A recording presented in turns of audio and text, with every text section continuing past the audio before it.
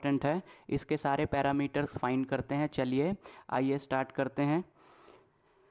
ये मान लेते हैं ये ग्राउंड है, ठीक है, ये ग्राउंड हो गया हमारा।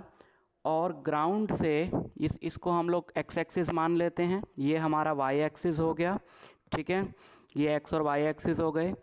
मान लेते हैं ग्राउंड से हमने एक बॉडी को ऐसे यू वेलोसिटी से और थीटा एंगल पर प्रोजेक्ट किया, ठीक है। वो बॉडी क्या पाथ फॉलो करेगी? ये पाथ फॉलो करती हुई बॉडी फॉल करेगी, ठीक है। हम यू वेलोसिटी के हॉरिजॉन्टल और वर्टिकल डायरेक्शन में कंपोनेंट्स ले लेते हैं। क्या क्या कंपोनेंट्स होंगे इसके? देखिए, हॉरिजॉन्टल डायरेक्शन में इसका जो कंपोनेंट होगा वो होगा यू कॉस थीटा, और वर्टिकल डायरेक्शन में इसका कंपोनेंट होगा यू साइन थीटा, ठीक है। हमारे एक्स और वाई एक्सिस क्या रहेंगे? देखो, हमारे एक्स और वाई एक्सिस तो वही होंगे। वर्टिकल वाले में डाउनवर्ड वाले को माइनस वाई, ऊपर वाले को प्लस वाई, और हॉरिजॉन्टल में राइट वाले को प्लस एक्स और लेफ्ट वाले को माइनस एक्स, ठीक है। चलो स्टार्ट करते हैं। अब आप देखो कि हॉरिजॉन्टल डायरेक्शन में इसकी जो वेलोसिटी है वो क्या होगी? Yes, u cos theta. और वर्टिकल डायरेक्शन में इसकी वेलोसिटी क्या होगी? U y which is u sine theta, ठीक। हॉरिजॉन्टल डायरेक्शन में एक्सेलरेशन क्या होगी? जैसा कि मैंने बताया था आपको कि हॉरिजॉन्टल डायरेक्शन में तो कोई फोर्स नहीं होती, तो जिस डायरेक्शन में कोई फोर्स नहीं होगी उस डायरेक्शन में कोई एक्सेलरेशन भी नहीं होगी। तो हॉरिजॉन्टल डायरेक्शन में इसकी जो एक्सेलरेशन यानी कि ax है वो हुई 0। और वर्टिकल डायरेक्शन में इसकी एक्सेलरेशन क्या हुई? देखिए, वर्टिकल डायरेक्शन में इसकी एक्सेलरेशन जो है वो एक्सेलरेशन ड्यू टू ग्रेविटी है। बट क्योंकि acceleration due to gravity downward direction में एक्ट करती है और डाउनवर्ड डायरेक्शन को हमने नेगेटिव लिया हुआ है, ठीक है, तो इसकी जो वर्टिकल डायरेक्शन में जो एक्सेलरेशन हुई ए वाई वो क्या हुई? यस, वो हुई माइनस जी, ठीक है। समझ आ गई आपको सारी बात? चलिए इसके बेसिस पे हम लोग स्टार्ट करते हैं इसकी इक्वेशन को डिराइव करना। सबसे पहले हम लोग इसकी पाथ की इक्वेशन डिराइव करेंगे। एक्स एक्सिस में इसकी जो डिस्प्लेसमेंट होगी किसी भी टाइम टी में, वो डिस्प्लेसमेंट हम लोग निकाल सकते हैं इस इक्वेशन से, x equal to u x t plus half a x t square से। अब इस इक्वेशन में अगर हम लोग यू एक्स और ए एक्स की वैल्यूज़ पुट करें तो क्या मिलता है? देखो, यू एक्स क्या है? यू कॉस थीटा, वो हमने पुट कर दिया, और ए एक्स क्या है? 0।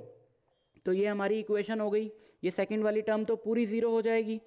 तो फाइनली हमारे पास इक्वेशन बचेगी x equal to u cos theta. यहाँ से हम लोग t भी निकाल लेते हैं एक बार, क्योंकि t हमारा नेक्स्ट इक्वेशन में काम आने वाला है। अब हम लोग इसकी जो वर्टिकल में डिस्प्लेसमेंट होगी एट एनी इंस्टेंट t वो फाइंड करते हैं। वर्टिकल वाली जो इसकी इक्वेशन है वो है u y t plus half a y t square. इस इक्वेशन में अगर हम लोग यू वाई और ए वाई की वैल्यूज़ पुट कर दें तो हमारी इक्वेशन बनेगी y equal to u sine theta t minus half g t square. और ये इसकी इक्वेशन हो गई। वर्टिकल में इसकी डिस्प्लेसमेंट अगर हमको किसी भी टाइम t पे फाइंड करनी हो तो हम लोग इस इक्वेशन को यूज़ करके फाइंड कर सकते हैं। अब ऊपर वाली इक्वेशन से t की जो मैंने वैल्यू निकाली है x by u cos theta, अगर मैं इसमें पुट कर दूं तो t एलिमिनेट हो जाएगा और फाइनली मुझे y और x में इक्वेशन मिल जाएगी। देखो, t की वैल्यू मैंने इसमें पुट कर दी तो फाइनली ये इक्वेशन बनी। यहाँ पर फर्स्ट टर्म में u से u कैंसिल हो जाएगा और sine theta by cos theta क्या होता है? Tan theta. और फाइनल हमारी जो इक्वेशन बनेगी, जो हमारी इसकी पाथ की इक्वेशन है वो है x tan theta minus half g x square by u square cos square theta. और आप देख सकते हैं कि ये एक्स स्क्वायर में है इक्वेशन, तो जो इसका पाथ होगा वो प्रोजेक्टाइल का जो पाथ होगा वो पैराबोलिक होगा, क्योंकि एक्स स्क्वायर में जो हमारी इक्वेशंस होती हैं वो पैराबोला फॉर्म करती हैं। और आप देख सकते हैं कि इसका पाथ जो है वो पैराबोलिक है ही, ठीक है। चलिए इसका दूसरा पैरामीटर फाइंड करते हैं।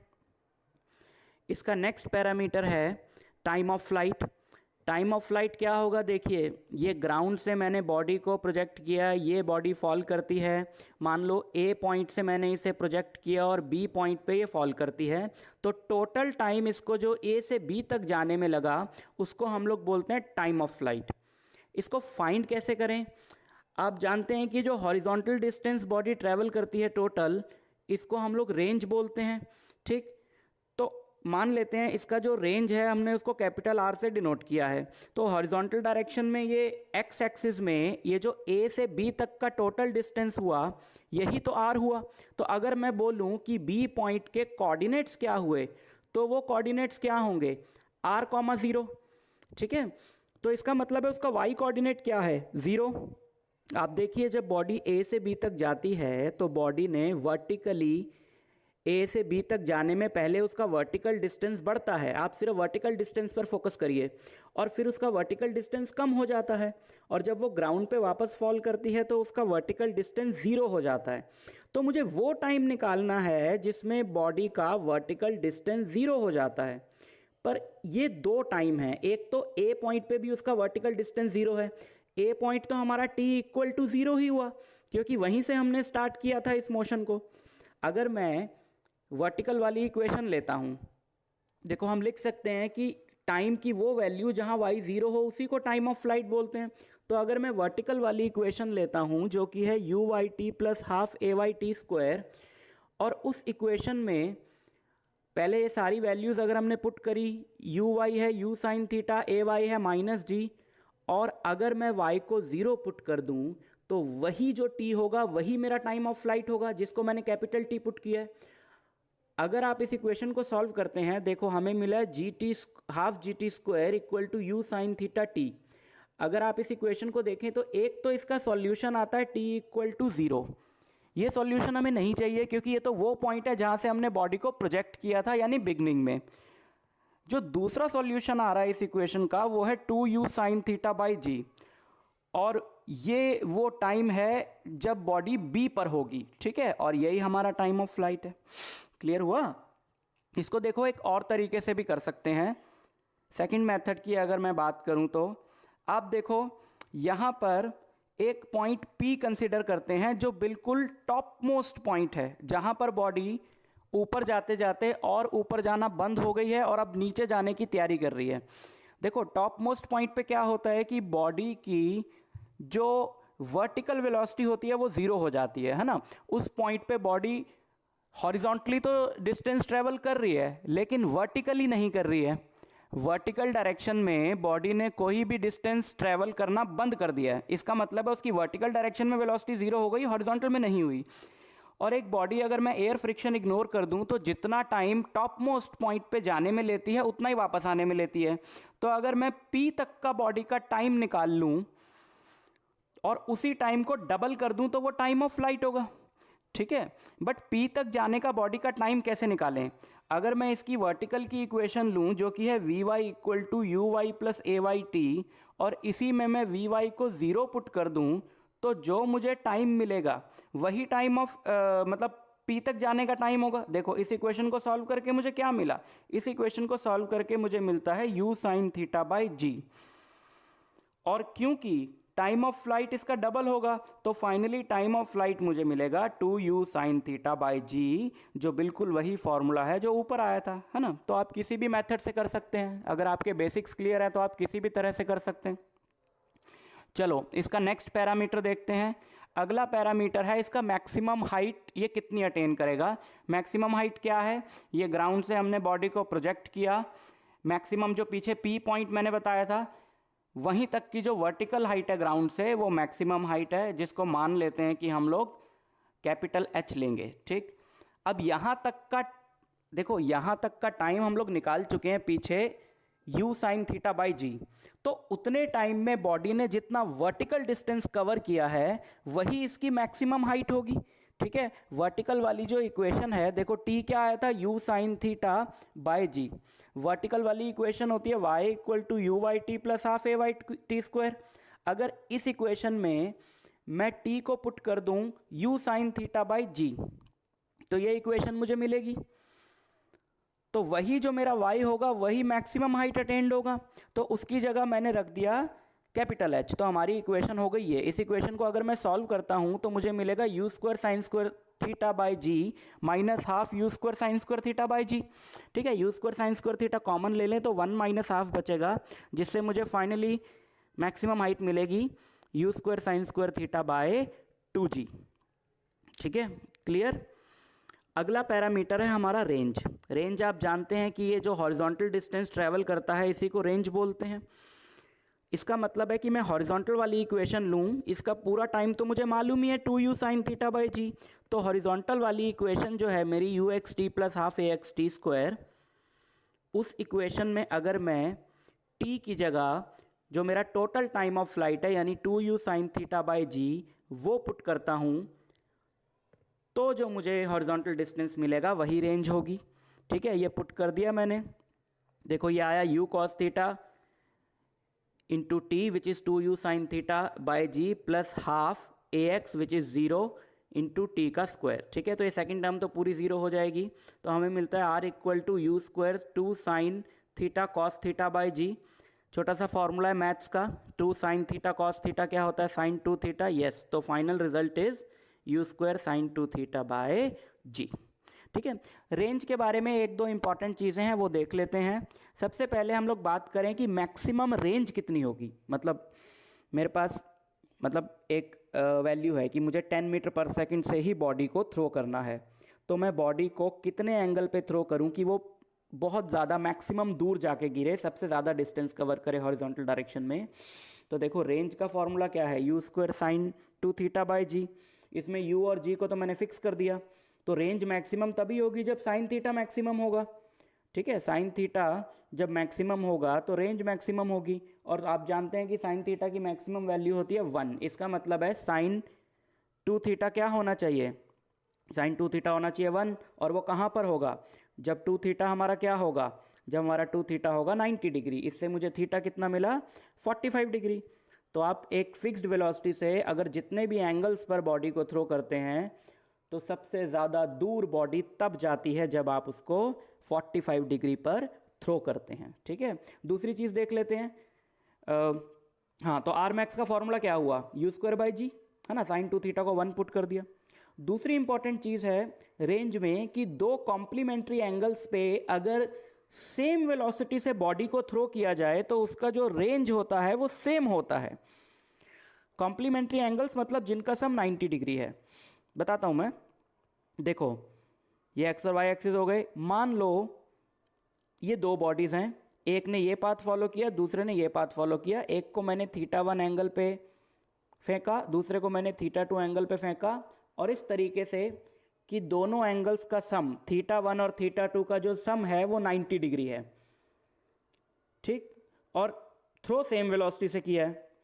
तो कॉन्सेप्ट ये है कि ये दोनों ही केसेस में बॉडी सेम पॉइंट पर जाकर फॉल करेगी, यानी दोनों केसेस में उसकी जो रेंज है वो सेम होगी, बट मैक्सिमम हाइट उसकी सेम उस केस में होगी जो एंगल ज़्यादा है। हम प्रूव करते हैं कि दोनों केसेस में रेंज सेम क्यों है। देखो रेंज का फॉर्मूला क्या है, u square sine 2 theta by g. अगर मैं थीटा की जगह 90 माइनस थीटा पुट करूंगा तो हम देखेंगे कि फॉर्मूले में कोई चेंज नहीं आता रेंज के।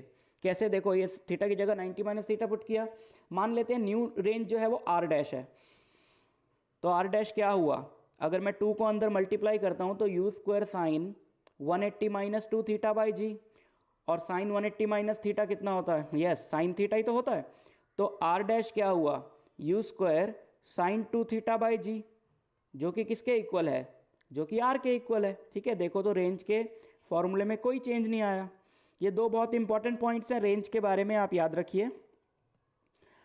अगला पैरामीटर जो है वो है वेलोसिटी एट एनी इंस्टेंट। जैसे ये बॉडी का मान लो पाथ है, कहीं का भी हमने एक छोटा सा उसका पॉइंट ले लिया। अब किसी भी पॉइंट पे बॉडी पे दो वेलोसिटीज़ हैं, एक हॉरिजॉन्टल डायरेक्शन में है और एक वर्टिकल डायरेक्शन में है। ठीक है, हॉरिजॉन्टल डायरेक्शन में Vx है, वर्टिकल डायरेक्शन में Vy है, यानी कि बॉडी हॉरिजॉन्टल में भी जाना चाह रही है, वर्टिकल में भी जाना चाह रही है। तो अल्टीमेटली क्या होगा, अल्टीमेटली बॉडी जाएगी इन दोनों के रिजल्टेंट में, और वो रिजल्टेंट रहा ये, मान लेते हैं वो वेलोसिटी है v। ठीक है, हॉरिजॉन्टल डायरेक्शन में तो देखो इसकी जो वेलोसिटी है वो क्या है, हॉरिजॉन्टल डायरेक्शन में इसकी वेलोसिटी की अगर मैं इक्वेशन लेकर वैल्यूज पुट करता हूँ तो ये आता है you cos theta which is independent of time. देखो हॉरिजॉन्टल डायरेक्शन में इसकी वेलोसिटी चेंज नहीं होगी और होनी भी नहीं चाहिए, क्योंकि हॉरिजॉन्टल डायरेक्शन में कोई एक्सेलरेशन नहीं है। वर्टिकल डायरेक्शन में इसकी वेलोसिटी क्या है, अगर वो वैल्यूज़ हम लोग पुट कर दें तो ये हमको मिलेगा u sin theta minus g T. और ये क्योंकि ये दोनों वेलोसिटीज़ 90 डिग्री पे हैं तो इनका रिजल्टेंट क्या होगा, under root v x square plus v y square plus 2vx/vy cos 90 होता है 0।